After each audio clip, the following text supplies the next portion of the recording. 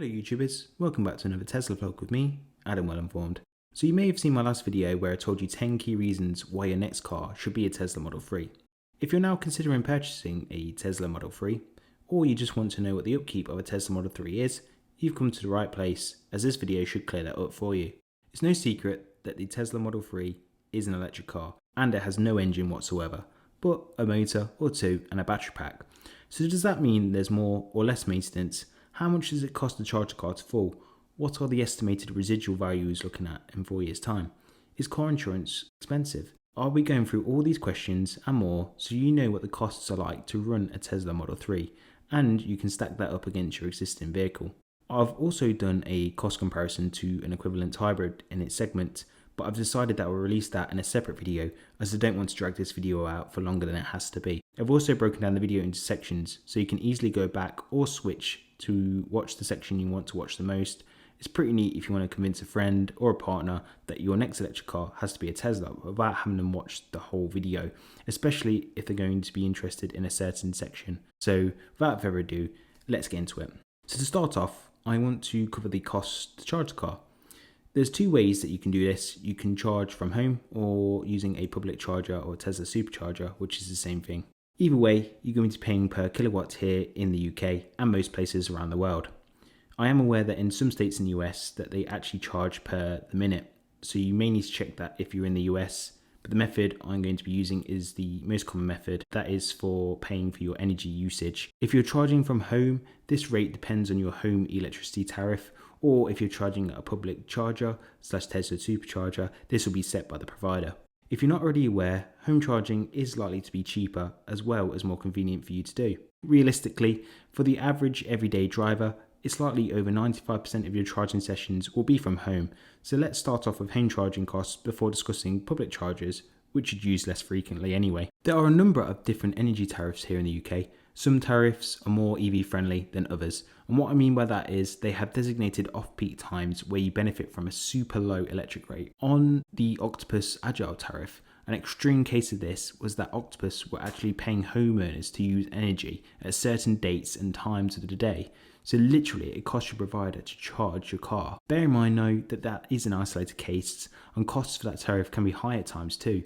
But I just wanted to point out that there is a vast variety of different tariffs to suit your needs. For me, I use Octopus, but I use their Go tariff instead. This means I get 4 hours in the early hours of the morning of just 5 pence per kilowatt hour instead of 13 pence for the remainder of the day. I just schedule my home charger to charge from 12:30 PM via my car or my phone app, and it's done when I wake up. To give you an idea of how much it costs me to charge the Standard Range Plus, which has a battery capacity of around 50 kilowatts, in easy basic terms, a full pack of charge from flat will cost £2.50 or $3.50. All I've done here is the 5p times by the 50 kilowatt battery capacity. Reality is, you never charge from flat, and you just do top-ups of around 20-40%, whatever you're at. A more detailed way to look at the costs would be to have your consumption rate and divide that by 1,000, then you times that number by the number of miles, and then times that by the cost. So to give you an example of that, if you're running at a consumption rate of 225 watt-hour miles over a 10,000 mile period, I get a sum of £112.50 or $156 for the year. Obviously, this is just an example, but this method gives you a more accurate picture of your costs over time. In easy terms again, we are looking at around £10 to £12.50 per month. Yes, that's energy costs per month. If you're impressed with that and are more interested in this electricity energy tariff, I have left a referral link to Octopus in the description below. In addition to the tariff, you'll also share a £100 referral fee with me, so we get £50 each for switching to Octopus via this link. Moving to public chargers and superchargers. So each public charger has a set rate of speed that they charge at. Generally, a higher speed of charge, say 150 kilowatt or 250 kilowatt charger, the higher the cost as the charge time is much quicker. Fortunately, if you're not in a rush, you do get some free respectable 7 kilowatt chargers too. I use Pod Point ones near me when I go food shopping or shopping at my local retail park. It's just a handy free top up of around 30 miles per hour. Now, if you're interested in your own charging network in your local area, you want to download a smartphone app called ZapMap. It's an awesome app and it helps you find your local public chargers and you can see how much they cost. Like I said, you'll probably rely on your home charging network anyway, unless you're road tripping. for which these public chargers will then become more relevant. Using a Tesla supercharger, these varying costs also. The charger closest to me costs around 26 pence per kilowatt hour. So using that basic method again, it's about £13 for a full charge, unless you have some free allocation of miles. To get some free allocation of miles, you just need to purchase a Tesla using a referral link, or recommend a Tesla to a friend using your own referral link.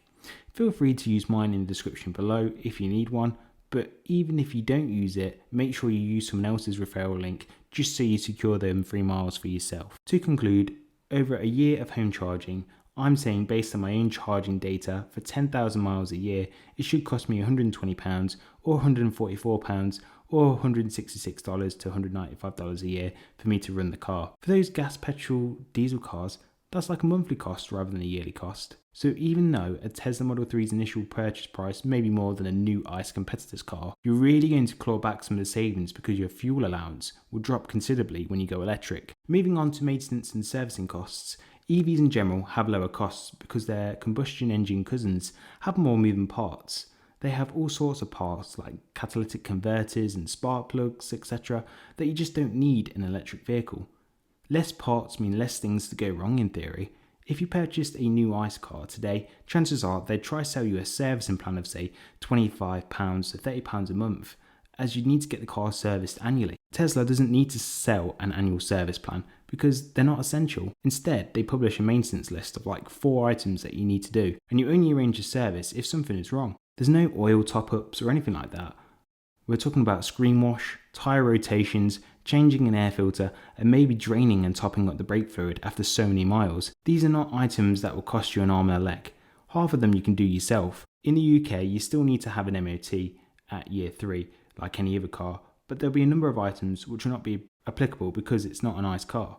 So I have no fear for the first few MOTs that it may fail. It could still fail, but I'm more confident it won't. In regards to wear and tear, I'm only expecting to replace my 18-inch tyres once over the course of the first 4 years. Price of a decent branded tyre is around £130 to £150 per tyre fully fitted, so £520 or $722 for them to be replaced, which is about the same as other cars in its segment. The other major wear and tear item that usually will get replaced is the brakes. Tesla's brake position may surprise you though. As we heavily use regenerative braking, the conventional brakes are used significantly less, and therefore have less loads going through the brakes, which means a happy Adam.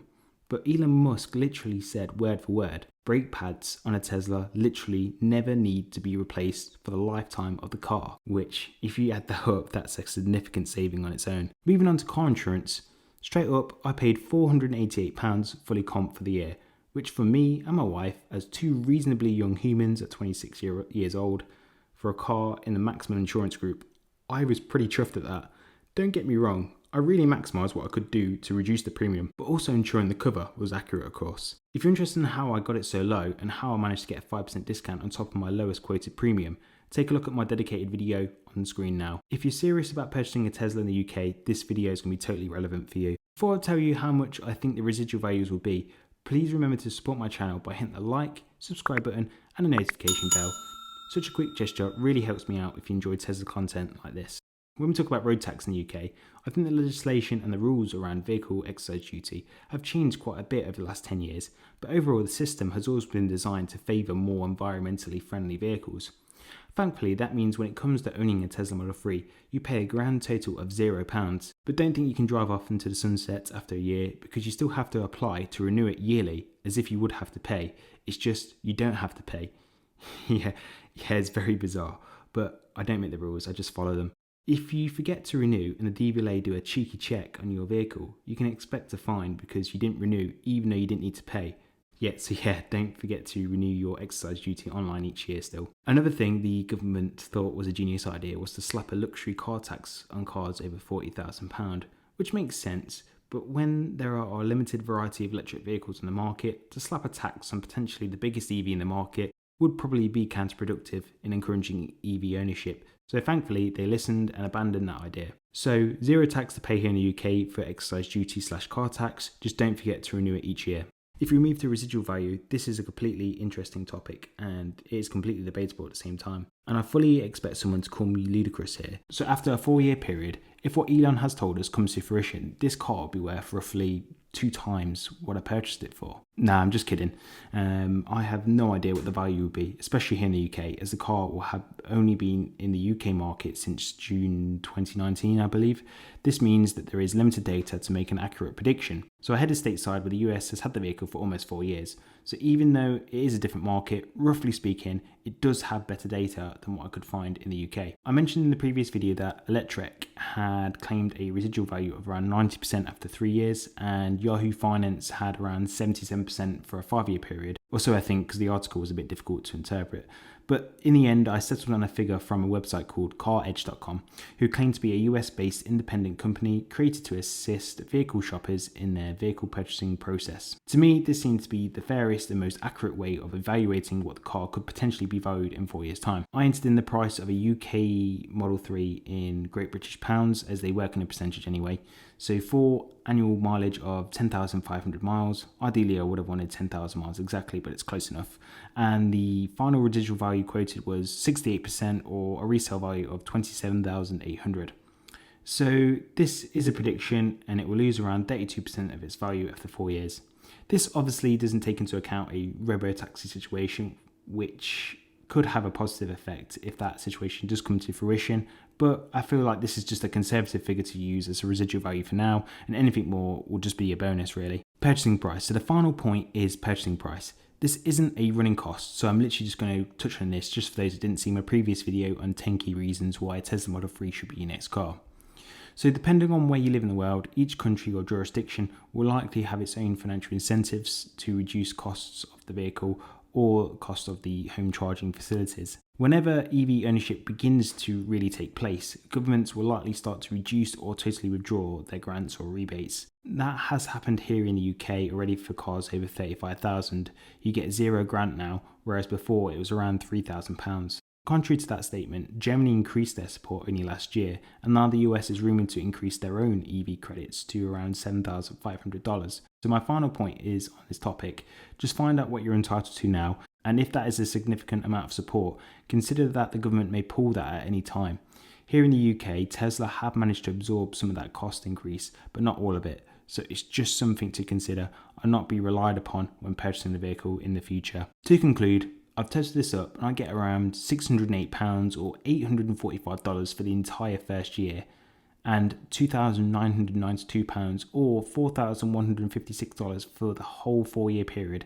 Now that covers fuel, MOT, insurance and new tyres, which is pretty damn crazy when you're coming from a fossil fuel car. These cars are not just environmentally friendly and have a zippy performance, but they're also damn cheap to run. So when you do your calculations comparing it against a combustion car, remember that you'll probably pay more for a Tesla Model 3 initially, but your fossil fuel car will get more expensive and more uneconomical over time, whereas the Tesla Model 3 will be cheaper to run and there are less wear and tear parts to fail and replace compared to the combustion car. If you have concerns about the battery, you have a generous 8 years or at least a 100,000 mile warranty on the battery and motor. So together with a standard 4-year and 50k warranty, I have a security safety net if something significant was to happen. It won't cost me a dime to fix. As I mentioned before, I do have a direct comparison which I do want to go in detail, maybe in my next video or two, so keep your eyes peeled out for that. That's it, now you've been informed on the running costs on my Tesla Model 3. Let me know what your thoughts are on this video. Did you think that running costs would be this low? Has it altered your opinion on a Tesla or an EV? Don't forget to support my channel by hitting the like, subscribe and share the video with your friends and family. I really do enjoy doing these Tesla vlogs and the support is hugely welcomed. Thanks for watching and I'll see you in the next one.